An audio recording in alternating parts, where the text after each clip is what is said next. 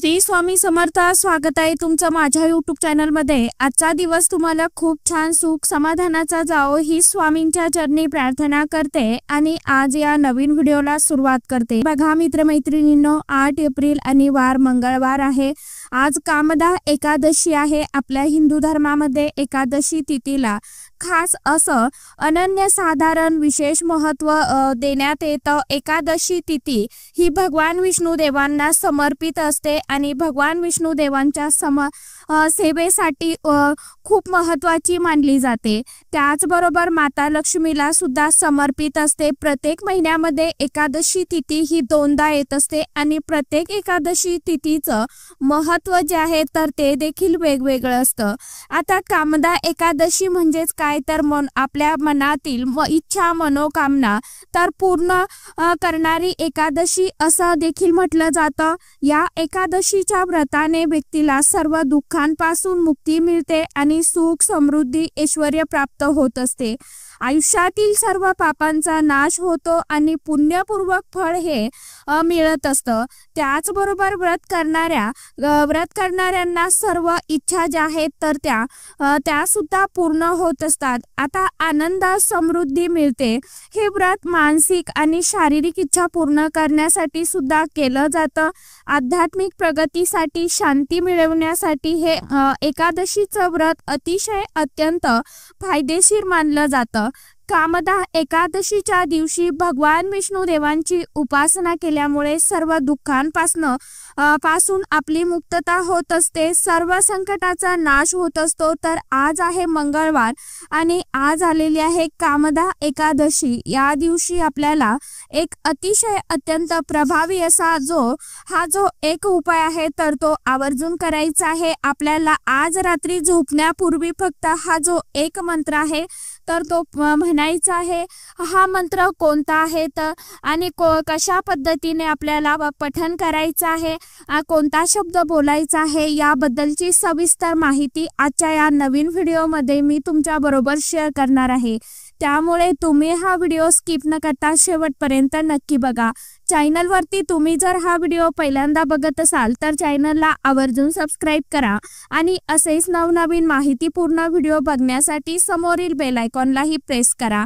कारण या मंत्राने काय होईल तर भगवान विष्णू देवांच्या कृपेने आपल्या मनातील ज्या काही अगदी कठीणातील कठीण इच्छा आकांक्षा आहेत तर त्या नक्कीच पूर्ण होतील। आपल्या नशिबाचा भाग्योदय जो आहे तर तो झाल्याशिवाय राहणार नाही असा हा अतिशय अत्यंत प्रभावी मंत्र आज आपल्याला झोपण्या अगोदर पठण करायचं आहे, म्हणायचं आहे। आता बघा, आपल्या घराची मुलाची पतीची प्रगती होण्यासाठी घरामध्ये माता लक्ष्मी अखंड स्वरूपात नांदण्यासाठी कोणता मंत्र हा आपल्याला बोलायचा आहे किंवा तुम्ही आपल्याला रात्री झोपण्यापूर्वी अगोदर बोलायचं आहे। आज दिवसभरामध्ये करण्यासाठी मी तुम्हाला अतिशय प्रभावी असा एक उपाय सांगणार आहे। तर उपाय जर तुम्ही केला तर नक्कीच तुमच्या ज्या काही अडचणी आहेत तर त्या दूर होतील। तुमच्या घरातील अनेक ज्या काही आयुष्यामध्ये संकट आहेत, अडचणी आहे, अडथळे आहेत तर ते सुद्धा दूर होण्यासाठी हे जे 2 उपाय तुमच्यासाठी अतिशय अत्यंत प्रभावी ठरेल। दिवसभरामध्ये कधीही तुम्ही हे उपाय करू शकता। त्यामध्ये पहिला उपाय जो आहे तर तो तुम्हाला काय करायचा आहे, एक ग्लास भरून पाणी जे आहे तर ते तुम्हाला घ्यायचं। नंतर तुम्हाला ग्लासमध्ये थोडंसं मीठ जे आहे तर ते तुम्हाला टाकायचं आहे आणि त्यानंतर घरातील जे आपले मुलं मुली असतात, त्यानंतर आपल्या घरातील प्रत्येक व्यक्ती असतो तर त्या प्रत्येक व्यक्तीवरनं हा एक ग्लास जो आहे तर तो तुम्हाला उतरून टाकायचा आहे। एक ग्लास पाणी आहे तर ते तुम्हाला तुमच्या मुख्य दरवाजावरनं सुद्धा उतरायचं आहे आणि उतरून हे पाणी कुठे टाकायचं तर झाडाला घालू नका। हे पाणी तुम्ही खाली जमिनीवरती एखाद्या साईडला भिंतीजवळ टाकून द्या। आपल्या स्वतःवरनं एक ग्लास पाणी जे आहे तर ते सुद्धा उतरवायचं आहे, झाडाखाली टाकून द्यायचं आहे। यामुळे काय होईल तर आपल्या घरामध्ये जे काही दोष आहे तयार झालेले आहे, आपल्याला जे काही दोष लागलेले आहे, जर मुलांना कोणाची वाईट नजर लागलेली असेल तर ते सर्व नजर दोष जे आहे तर ते दूर होतील। हा उपाय तुम्ही करून बघा। प्रत्येकासाठी व्यक्तींसाठी करू शकता। हा उपाय तुम्ही घरातील प्रत्येक व्यक्तींसाठी करू शकता आपल्या घरातील, आणि हा उपाय केल्याने घराला लागलेली जी काय नजरबाधा आहे, इडापिडा आहे, तर ती सुद्धा दूर होत असते। तर असा हा प्रभावी उपाय तुम्ही करून बघा। नकारात्मकता या उपायाने खूप लवकर दूर होत असते। त्यानंतर तुम्हाला काय करायचं आहे, आज सायंकाळी तुम्हाला 6:30च्या दरम्यान म्हणजे माता लक्ष्मी आपल्या घरामध्ये येत असते, किंवा तुम्ही आता रात्री झोपण्या अगोदर सुद्धा तुम्हाला कापुरासोबत काही वस्तू ज्या आहेत तर त्या सुद्धा जाळायच्या आहे। आवर्जून रोज आपण सायंकाळच्या वेळी जेव्हा दिवाबत्ती करतो त्या वेळेला आपल्याला आपली देवपूजा झाली सायंकाळची, म्हणजेच काय दिवाबत्ती लावून झाली की त्या वेळेला कापुरासोबत आपल्याला 2 फूल असलेल्या लवंगा घ्यायच्या आहे आणि भीमसेनी कापुराचा तुकडा घ्यायचा आहे। त्यामध्ये तुम्हाला थोडेसे तांदूळ जे आहेत तर ते तांदूळ टाकायचे आहे, आणि ह्या लवंगा आणि कापूर हे जे आहे तर हे तुम्हाला प्रज्वलित करायचं आहे। तुमच्याकडे जर तेजपात नसेल, तमालपत्र असेल तर ते सुद्धा आवर्जून जाळा, कारण तमालपत्र, लवंग माता लक्ष्मीला अतिशय अत्यंत प्रिय असते। तर या वासाने माता लक्ष्मी आपल्या घराकडे आकर्षित होत असते, आणि माता लक्ष्मी आपल्या घरामध्ये स्थायी स्वरूपात निवास करत असते। त्याचबरोबर आपल्या घरामध्ये जी काय नकारात्मकता आहे, निगेटिव्ह ऊर्जा आहे, तर ती सुद्धा दूर होत असते। तर सायंकाळी तुम्हाला अशा पद्धतीने ह्या ज्या वस्तू आहेत तर त्या आवर्जून जाळायच्या आहे। आता दुसरा उपाय बघा, आपल्याला घरामध्ये या दिवशी घरामध्ये आवर्जून विष्णू सहस्रनामाचं पठण करायचं आहे, श्री सूक्ताचं पठण करायचं आहे, त्याचबरोबर महालक्ष्मी अष्टकम जे आहे तर ते सुद्धा पठण करायचं आहे। आता ज्यांना विष्णू सहस्रनाम पठण करणं शक्य नाही तर त्यांनी देवासमोर बसून सायंकाळच्या वेळी अगदी 108 वेळा तुम्हाला ओम नमो भगवते वासुदेवाय नमः या मंत्राचा मनापासून आणि पूर्ण श्रद्धेने तुम्हाला हा जप करायचा आहे। भगवान विष्णू देवांची अतिशय उच्च कोटीची सेवा मानली जाते। तुम्ही दिवसभरामध्ये जमलं तेव्हा करू शकता किंवा रात्री करू शकता। तुम्हाला ज्या वेळेमध्ये टाइम भेटेल त्या वेळेमध्ये तुम्हाला हा जो विष्णू सहस्रनाम आहे तर ते तुम्हाला त्याचं पठण करायचं आहे, किंवा मग तुम्ही त्याचं श्रवण देखील करू शकता। आपण बघा, घरामध्ये ज्या वेळेस काही सूत्र मंत्र पठण करतो त्यावेळेस आपल्या जीवनातील सर्व दुःख, संकटे, ह्या अपेक्षा दूर होत असतात। आपली वाचा जी आहे तर ते सूत्र आणि मंत्र म्हणत असताना सुधारत असते, आपल्या आत्म्याची शुद्धी होत असते। इतकं महत्त्व भगवान विष्णू देवांच्या पूजेला आणि उपासनेला आहे।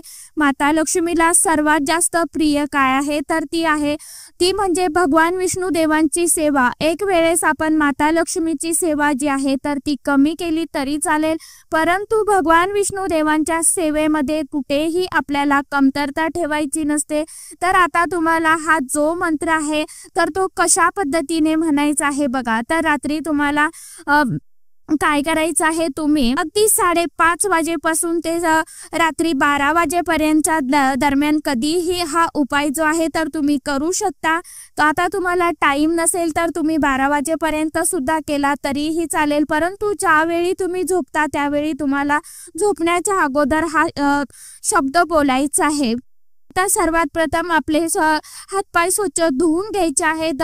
त्यानंतर आपल्याला देवघरासमोर एक छान तुम्हाला तुपाचा दिवा प्रज्वलित करून घ्यायचा आहे, धूप दीप अगरबत्ती प्रज्वलित करून घ्यायची आहे, आणि त्यानंतर तुम्हाला या मंत्राला सुरुवात करायची आहे। देवासमोर आसन टाकायचं आहे, एक ग्लास भरून पाणी घ्यायचं आहे आणि धूप ही प्रज्वलित करून घ्यायचं आहे। लक्षात ठेवा, आणि त्या ग्लासवरती आपला हात तुम्हाला ठेवायचा आहे, म्हणजेच काय तर पाण्याला आपल्याला अभिमंत्रित करायचं आहे। ते पाणी आपल्या उजव्या हाताने तुम्हाला झाकून ठेवायचं आहे। त्यानंतर तुम्हाला ओम नमो भगवते वासुदेवाय नमः या मंत्राचा तुम्हाला 108 वेळा जप करायचा आहे, म्हणजेच काय तर एक माळ तुम्हाला